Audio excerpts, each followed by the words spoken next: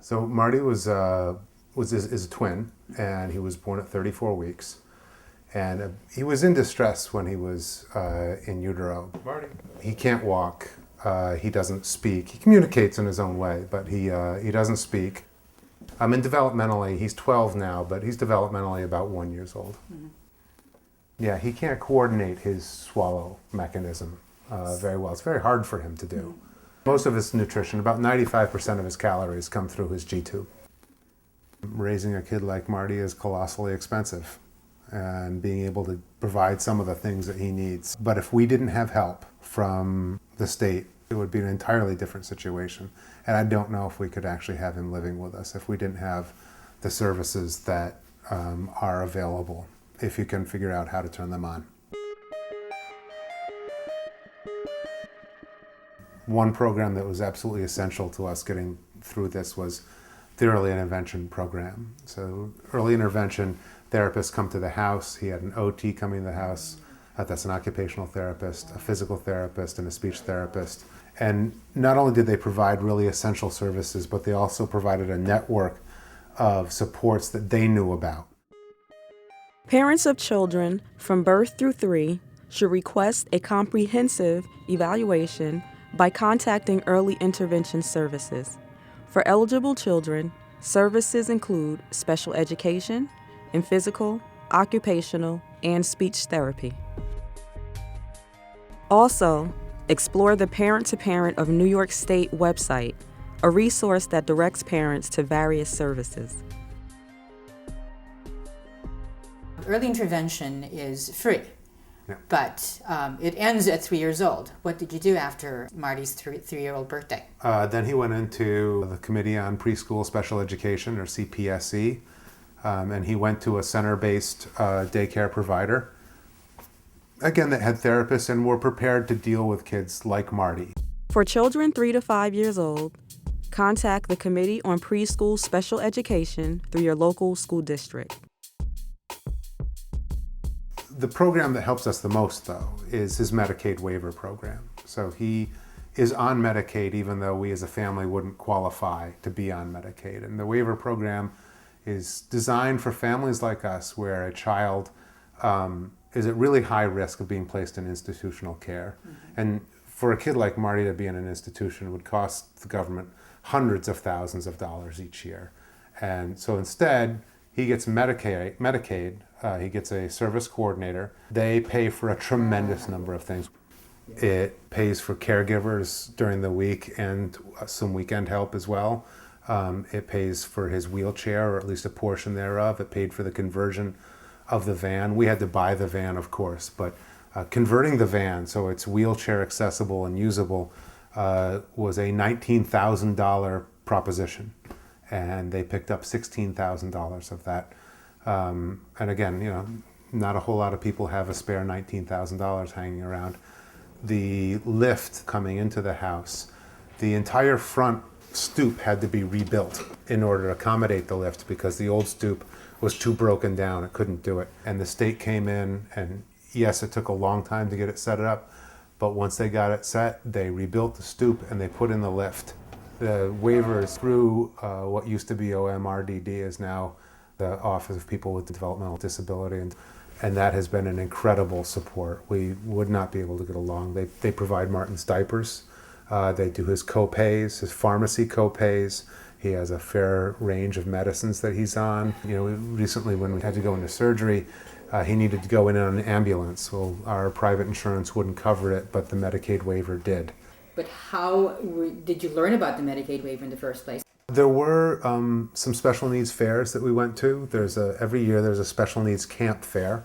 Mm-hmm. Martin goes to a camp called the Mid-Hudson Valley Camp, which is just a tremendous place. It's all volunteer, and you can go, and they have camps that are specialized in different types of disability. And at other disability fairs, they've had tables where they say, this is a service we provide. In the Medicaid waiver program, once you're in that program, you do have a service coordinator who is supposed to help you access those services. But you often have to be an advocate and push when you think things, if they don't seem right, they probably aren't right, and you have to just keep pushing on it. We do have a sitter, a caretaker, through a wonderful program called the Medicaid Waiver Program. And this particular part of that program is called Concepts of Independence.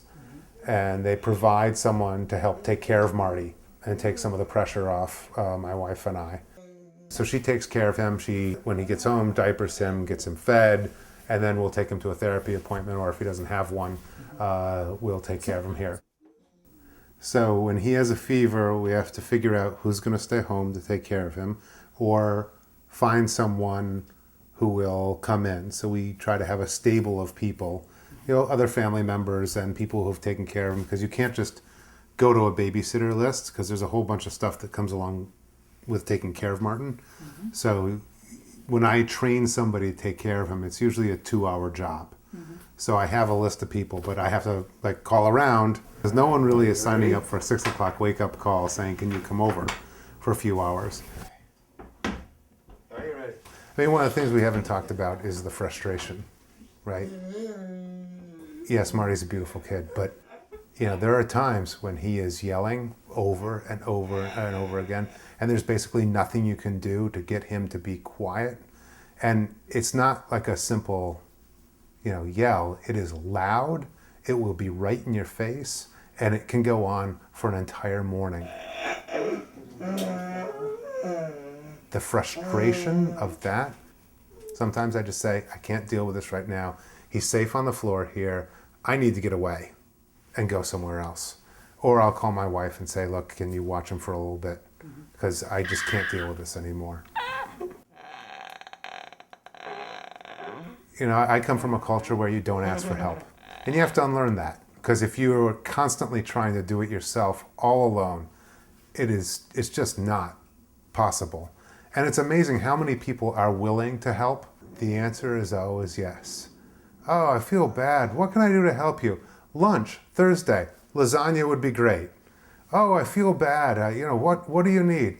Can you come over and give me a break for a couple hours on Sunday afternoon? That would be really helpful. But, often it's me missing work or my wife missing work and taking care of Marty until we get somebody there who can take care of him. We have a list of people. We take the time to train them. One of the ways we get them is through Craigslist, honestly. We will advertise, and we've at this point, the announcement is very well crafted. We screen people out before we even bother to have them come in. If someone is uncomfortable with a special needs kid, if someone's uncomfortable changing a diaper, if someone is medically squishy, like the idea of a kid with a tube in their stomach sort of grosses them out, then they're gone. So now that you've told us about the different things that Marty needs, the different equipment, different medications, you run the house almost like a business. Yeah, and we have more than one extra set of supplies, because you have to have an extra set of supplies here in the house, but you also have to have one in the car. So we have go bags. Because he does have seizures when he has a shunt malfunction, we have Valium that we give him, and that has to be updated and current. So if he has a seizure, you can get the Valium in him and then get him to the hospital.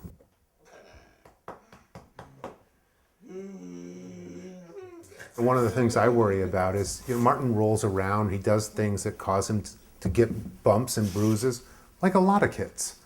But you are constantly worried that someone is going to misinterpret that, and there's going to be a report to the SCR. And even someone like me, who's in a very good position to handle that kind of situation, it's a constant worry, and I do all sorts of things to head it off.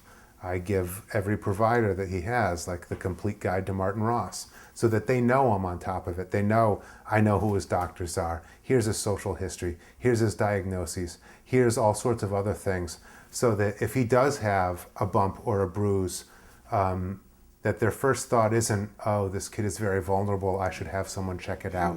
That they'll come check with me. Over the weekend, Martin bumped his head on a floor. He had an egg on the side of his head. I'm thinking, that nurse is going to take one look at him and is going to pick up the phone. So you call the nurse ahead of time, or you write a note to the school nurse saying, Martin has this, and this is why, just wanted you to know. Fortunately, no one has ever made a report on Martin. But you can head off a lot by communicating with the schools, with the teachers, with the service providers, and letting them know that you're on top of it. We couldn't get the wheelchair company to fix his chair in a timely manner. And at one point his brakes were broken. And the only way I really got them to come and fix it was I said, look, I've talked to you about this now for the last 2 months, and I just want you to know if the brake, which doesn't work, gives out again and he rolls into the street and something happens to him, I'm going to be calling you. Just so you know. Are we clear on that? And, boom. Like, then, hold on, I need to talk to my boss, and then things happen. But we've had it take, 4, 5, 6 months to get his wheelchair fixed. The Rusk Institute at NYU is a phenomenal resource. And that's how we solved this. It took us years to get there, but if we had been going there from the beginning, they specialize in this kind of thing. And because they are the entry point for a lot of people to wheelchairs, the companies really pay attention to what Rusk has to say, because they're in a position to either give them business or to not give them business. And they're a wonderful resource. Did you ever have to fire anyone? Yeah, it has not happened very often, but it happened once. And it was a person who came well recommended. She had lots of certificates. And her references were strong, and we left Marty with her while we were going on a trip, and we came back and he had an abscess on his back. Okay. And I didn't know why he had an abscess on his back, and I didn't really connect the two, because lots of things happened to him, and it's not the caregiver's fault. And then the doctor said, the reason why a kid like this would get an abscess is because he's sitting in the chair too much.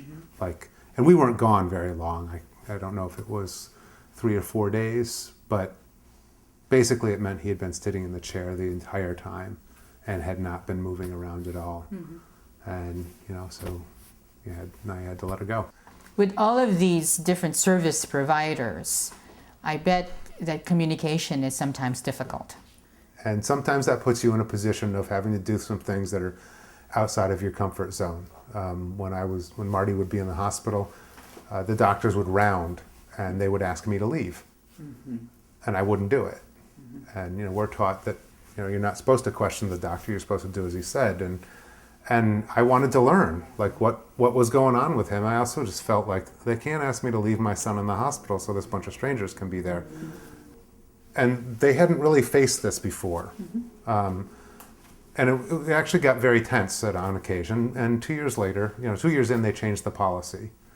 So, one of the things I learned was, if what feels right to you about staying with your kid feels right, then you stay with your kid. And that may put you in a place that makes you feel uncomfortable.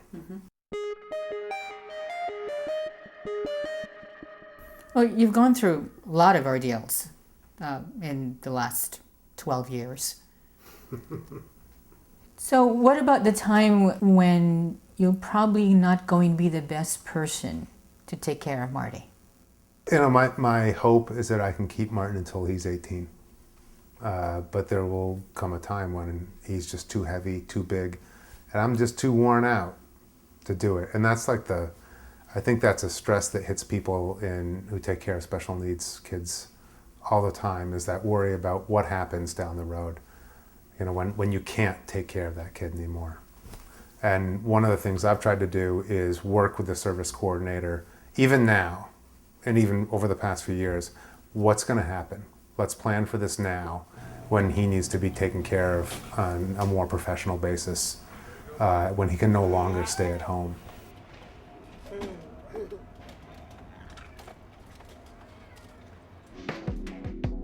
Because of their frail condition and dependence on others, children with special medical needs are especially susceptible to injury and harm. They require a proactive and consistent approach to their care. Please make sure that your child is attended to and safe at all times.